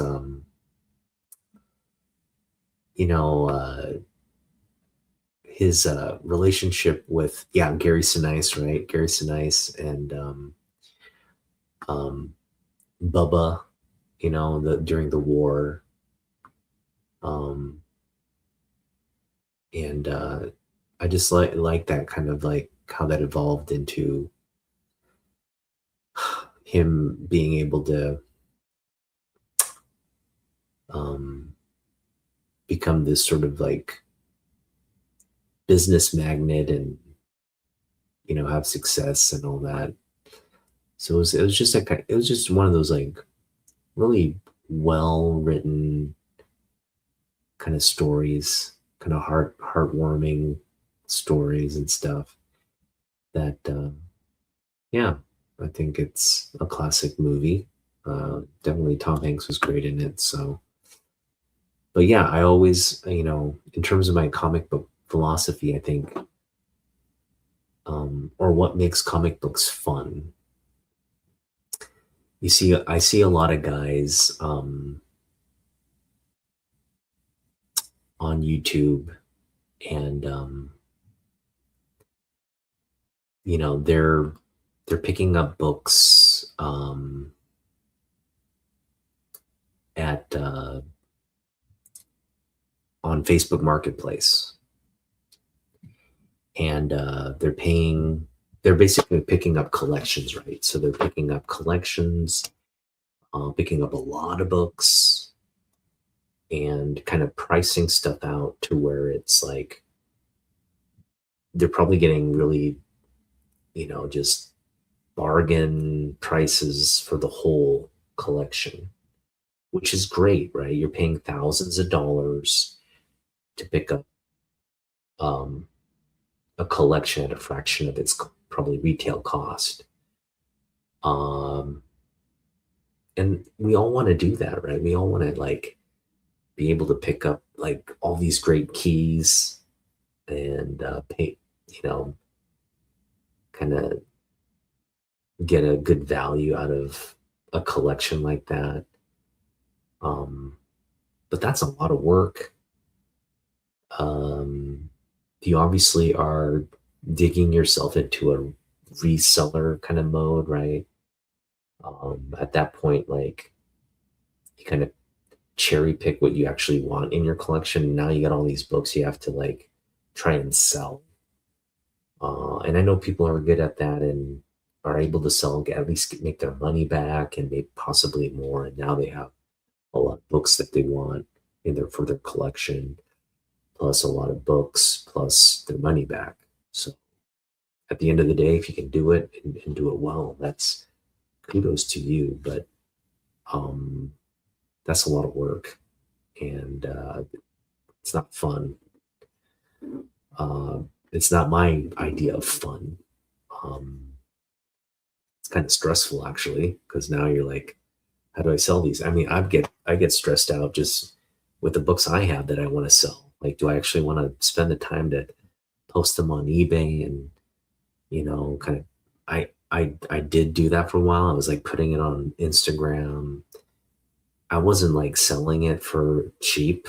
I was just kind of selling it for book value, but nobody was willing to pick up stuff that I was willing to sell for $2-3 plus shipping and all that. So you really need to like understand, like, are you doing this to have fun as a comic book collector, or are you doing this to like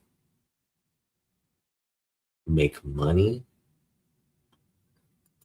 Because I think the whole like pick up books, sell them, like buy books cheap, sell them high, and then use that money to buy bigger books is,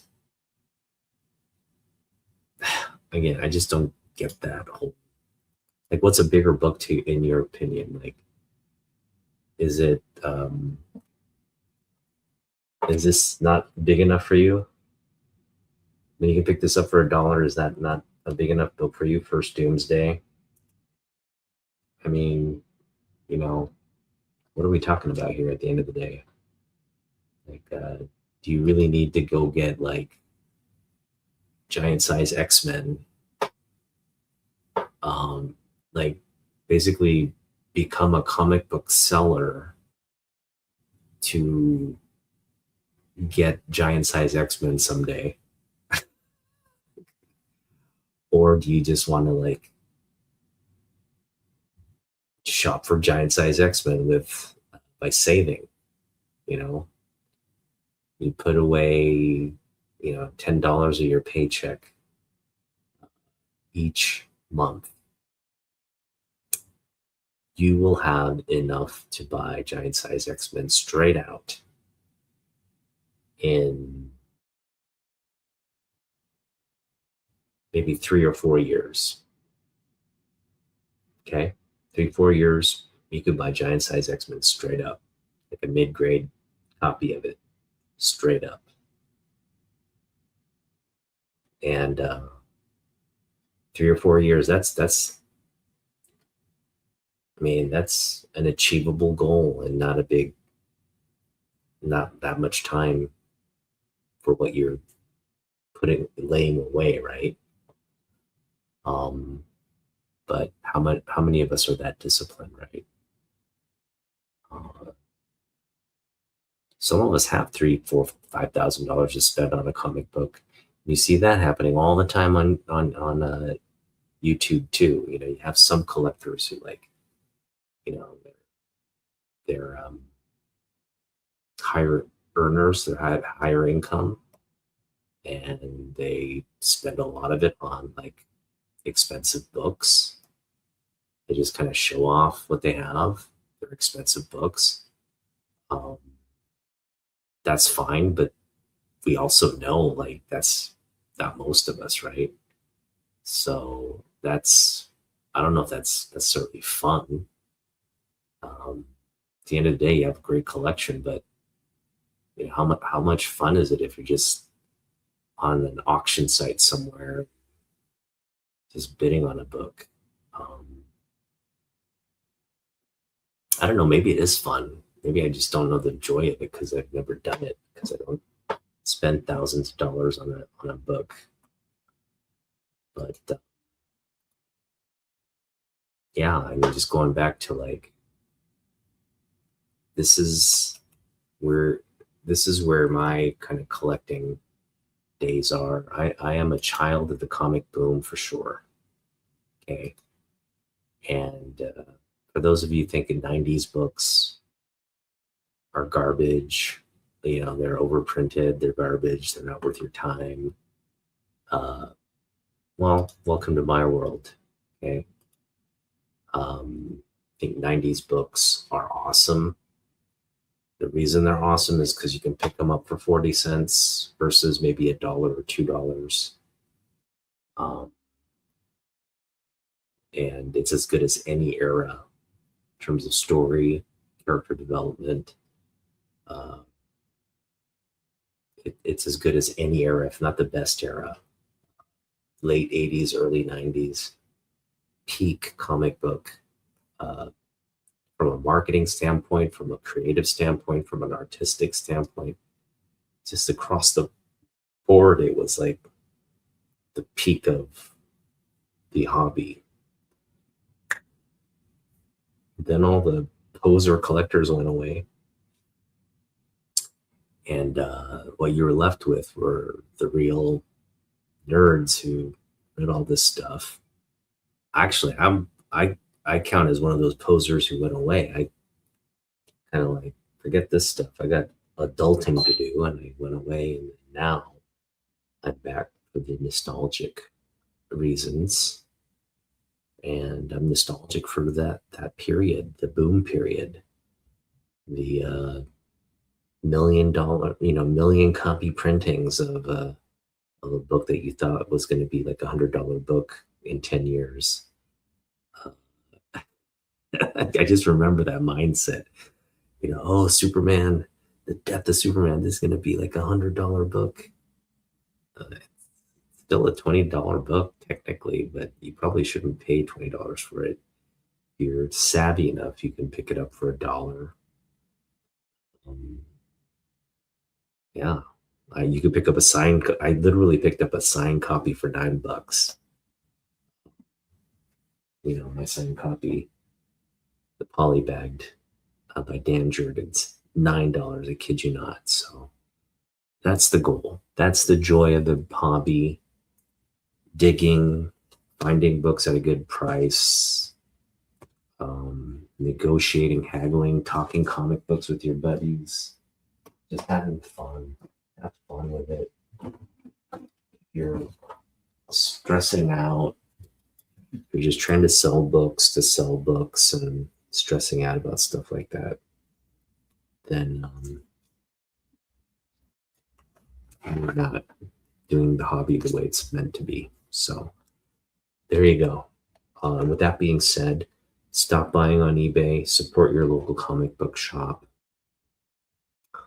bring back the dollar, and that's my plea to the comic book shop owners. We'll support you. We'll come and support your shop. But you got to make it enticing for us. You can't just be selling like trade paperbacks and like Funko toys. You got to have back issue bins. You got to be going out there buying collections so you can sell that stuff cheap to us, right? And do that, and you'll put all these eBay sellers. I mean, obviously you have to sell on eBay too. No one's telling you not to do that, but cater to your local collectors, your local the people that support your business, and we will support you. Make it worth our while to come and buy books. Don't overprice things. Don't be a hard ass on negotiating. Sell what you got, and you're there to. People die, people bring you collections, so you're going to pick up stuff on the cheap. And if you're trying to just get every nickel and dime out of a guy like me, who's there to, just have fun and pick up books on the cheap, then this hobby doesn't have much of a life for those in it, right?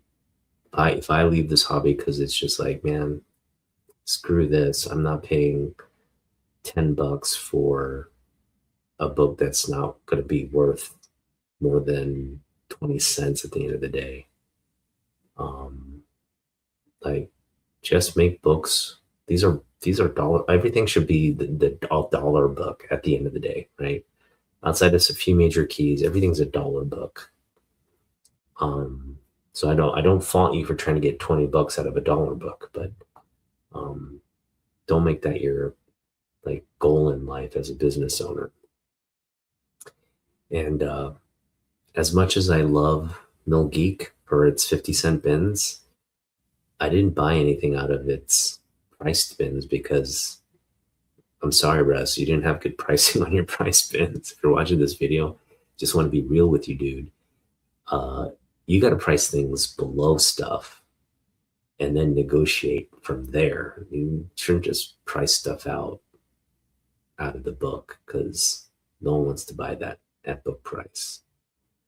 Now your 50-cent bins were, that's where you were probably getting frustrated, right? Like that was bringing in your bread and butter stuff, but from a guy like me, you're only getting like $10 maybe that month or week or whatever. But I kept coming, right? I kept coming and spending my $10 at your shop, nowhere else. But can't do that anymore. So kind of sad.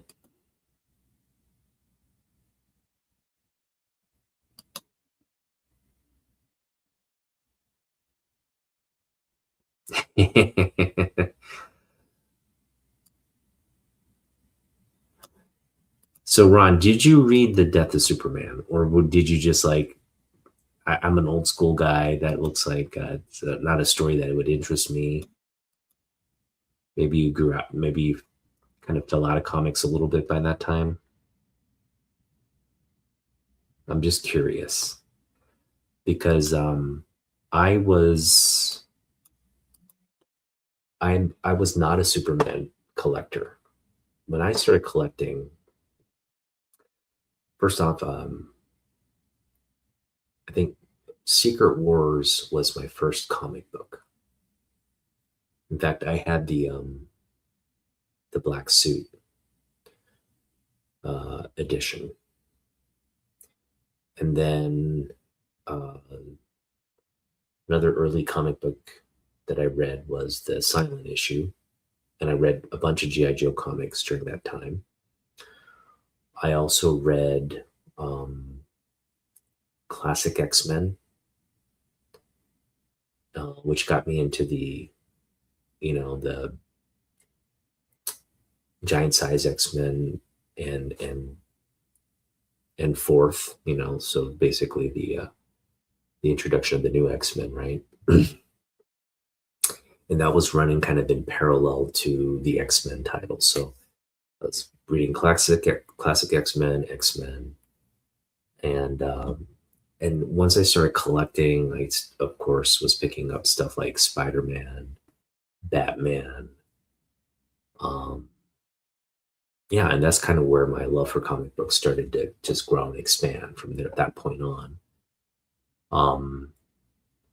And so even during that early day, I remember not ever picking up a Superman comic book, but reading The Man of Steel in a trade paperback edition and thinking, yeah, that was fun, but not getting all, obviously I knew the story of Superman, and that Man of Steel edition was kind of standard stuff. It's like no new information here. And it didn't really, I didn't feel that it was like I had to go out and collect Superman comic books. So Superman comic books was never a target, even though I love Superman. It was more from the movies and cartoons as a kid. I got into comic books, kind of as like a, from like as a 10-year-old on. And I did enjoy reading them. It helped me read as well, learn to read as well. But the Superman comic books passion never really came to me until, again, I was in college when the death of Superman hit. And so when I started reading The Death of Superman, I was like, yes, this is good stuff. And it was like, it hit all the right notes for me as a fan of Superman. And, the fact that he's basically sacrificing his life to protect Metropolis, to protect the Earth. It just all was good, rang true. And then the reign of Superman came here. And again, I was picking up more Superman. I was reading more Superman. I was not doing it to the point where I wanted to get every issue. And I kind of regret that, because it would have been fun. I think that would have been fun to do. But mind you, during that period, you only have so much to spend on books. And the image books were expensive. The image books were like almost $2, per book. So I was just like, I want to pick up image stuff, right? And the Superman stuff was like, I want to pick it up, but I want to pick up this first. And the Superman books, they were hitting the like top 10. I don't know if you guys remember, like the Death of Superman definitely was like a lot among the top 10 like books to pick up that week. But the subsequent Supermans in Wizard were never really hitting the high. It's not like what collectors were targeting for whatever reasons. It was on people's like read lists and want lists, but it was never hitting it was always the flashy new image thing that was constantly at the number one, right? Like the Spawns, the some of the Wildcat, I remember when Wetworks came out. Wetworks was a big, kind of popular title that it hit. And so like, I was like focused on like, oh man, reading Wetworks and trying to get all the Wetworks. Gen 13 was another big one, right? So, yeah, but among that was Superman as well. I just wish I had been more dedicated to Superman, and not the other garbage. Um, because when you go back and read, like, definitely this Superman run in terms of quality, the story quality, the artwork, everything, much better than. And I mean, outside of some of the Jim Lee artwork, and obviously, artwork by Mark Silvestri, and I don't know. I just don't like Todd McFarlane's art. I liked it as a kid, as a youth, but not today. I just go back and read Spawn now. I'm just like, man, how did this guy get to where he was with, with basically poser artistic. I mean, that's going to bother a lot of people. Me calling Todd McFarlane a poser, because obviously a lot of people love his artwork and his cover art. I honestly think I don't think he's that talented. I think he's gotten by with just, um, you know, a modicum amount of talent, and some luck, but it is what it is. But yeah, like, I put my priorities in the wrong places back when I was collecting. And now that I'm older and kind of wiser, I definitely look at this again. We read some of the book tonight, but I'm glad I'm going to be starting 2026 off by reading this entire run, because I expect it's going to be magnifique. It should be good.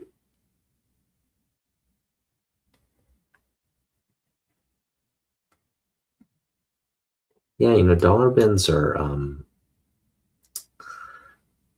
I think dollar bins are good, but it's harder to maintain a dollar bin, because at the end of the day, the LCS has to pay its bills, and you've got people walking in with money, and sometimes, um,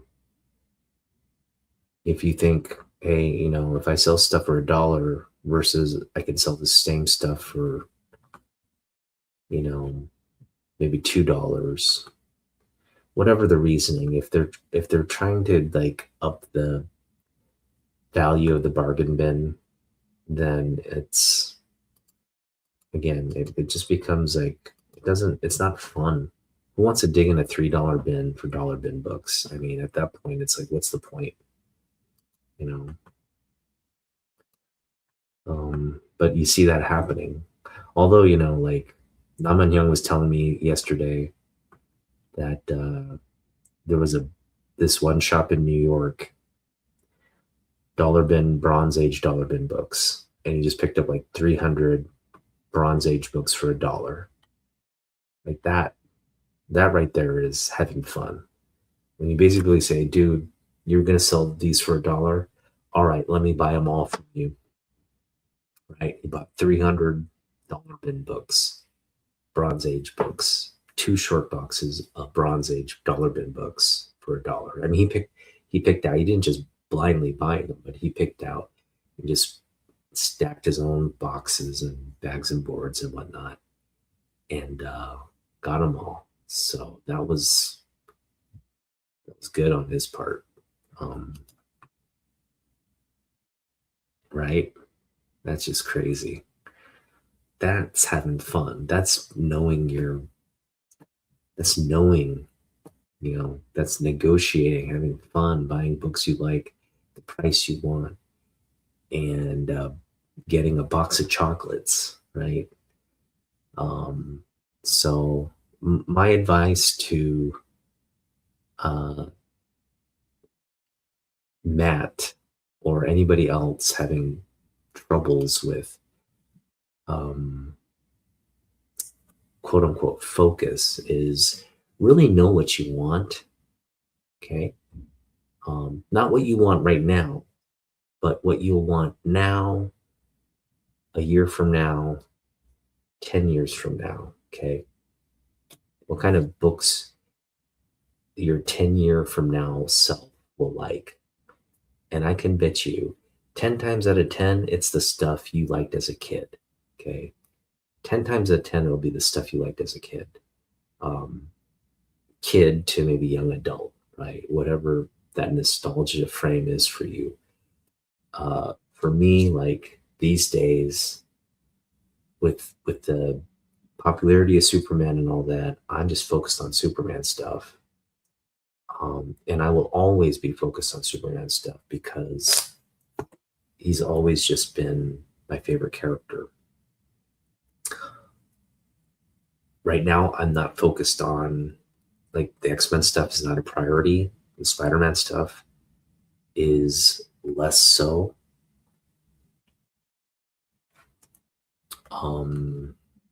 The G.I. Joe stuff, less so. She-Hulk stuff, less so. But you know what?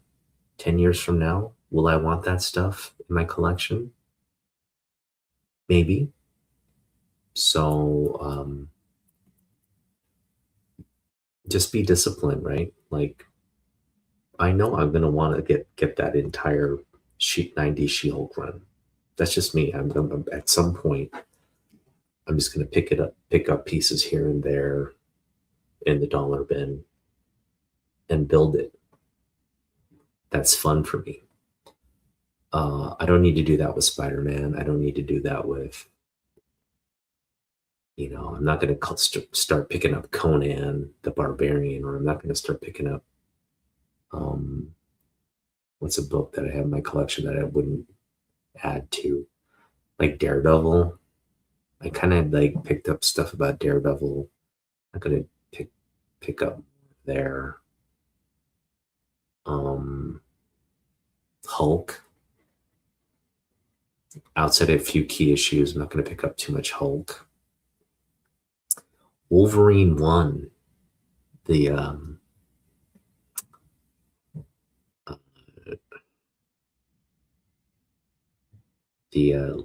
series 1 through 4. No desire to pick up that whatsoever. Again, I think for X-Men stuff, I'll be happy with picking up maybe a few more issues of the Byrne Claremont run. That's that. I have enough X-Men issues that I feel like I don't need to add. I mean, it's just going to be it's too big of a footprint to try and complete, pick up more stuff there. So I'm happy with where my X-Men stuff is right now. Wolverine stuff too.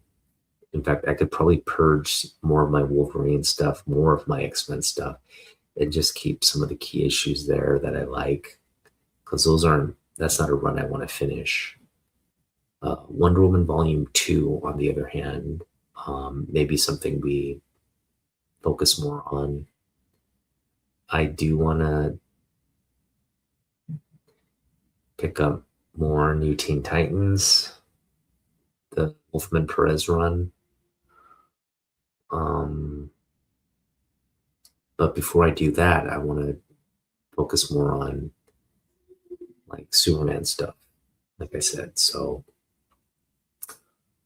I think what I did in 2025 is the cadence I want to build in 2026. So more of what I did what I did in 2025 is going to be kind of what we're going to do in 2026 for the most part, and kind of do better at it. My concern though is, as the DC stuff is like, because we've got Lanterns coming out, you got all these people now just got nerds like me probably now, like just wanting to get Green Lantern keys and pick up Green Lantern stuff, and now those books are going to just start to, you're going to start to see the prices elevate there. So for me, that's the landscape I have to navigate. Usually the stuff that it was Superman stuff, you could kind of pick up on the cheap, especially the 90s stuff. You can find them in like 50-cent bins, 25-cent bins, and all that. Now, if I have to pay $1 for stuff like that, it becomes a little harder. Maybe we still do pick up stuff like that for $1, but for the most part, like the Silver Age stuff, those you could pick up maybe $2-3, right? Under $5. Now are going to be $5 to $10.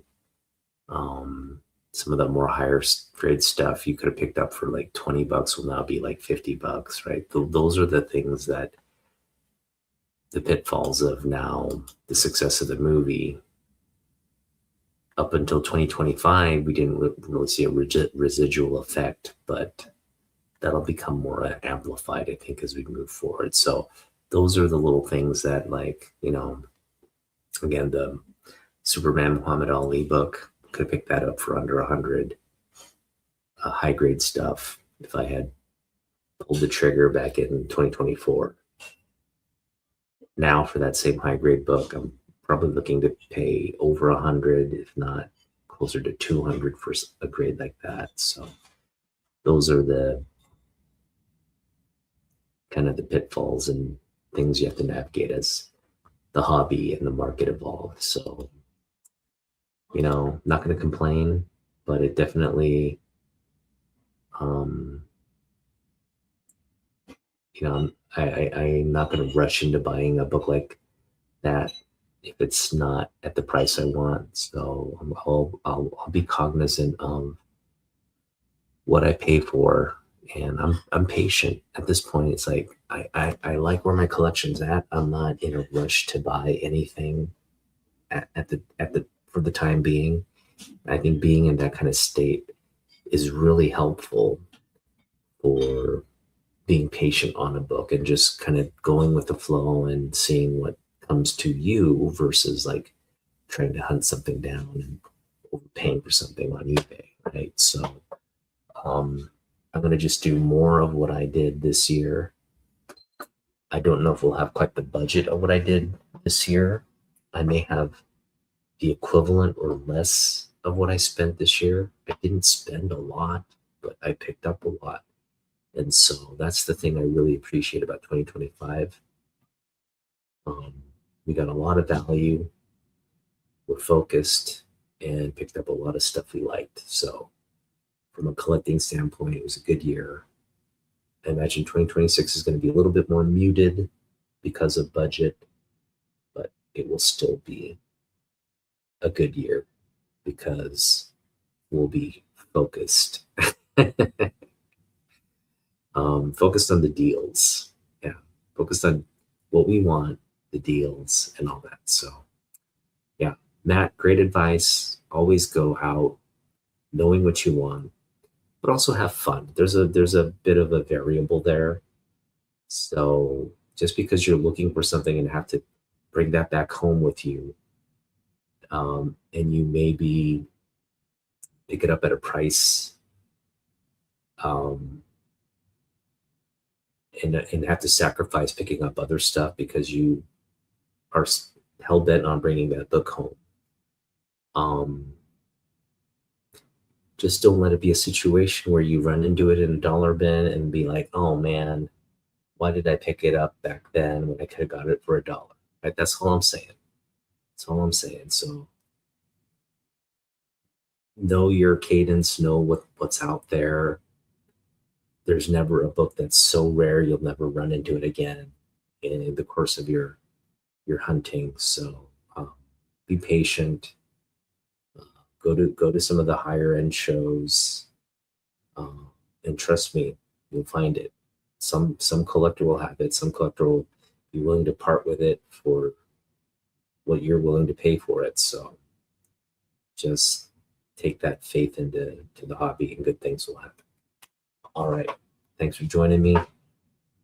Stay tuned for the next Otaku Reads His Comics, and thanks guys. Thanks for hanging out with me. You know, I am not the most eloquent, or there's a word I'm looking for. The most coherent mind on the internets. I speak from my heart and speak off the cuff, and I'm sure that's evident. But one thing I'm very passionate about my collection, about comic books, about certain uh, pockets of our community. Definitely think there's a lot of comic book content creators out there that are that are just doing it for the likes and growing their channel, right? Feels forced, feels a little inauthentic. Uh, but yeah, to each his own. I'm not going to be critical, but I'm not going to also embrace the comic book community. There's a lot of just really questionable people in our community. Unfortunately, you gotta take the good with the bad sometimes. But everybody hanging out here, Ron, you're a real one. Love you, and everybody that hangs out on my channel is okay in my book. But yeah, watch out for the for some of these sellers disguised as comic book fans or collectors. They're trying to get a buck out of you. So that's never my intent. All right. See you in the next one. Peace out, guys.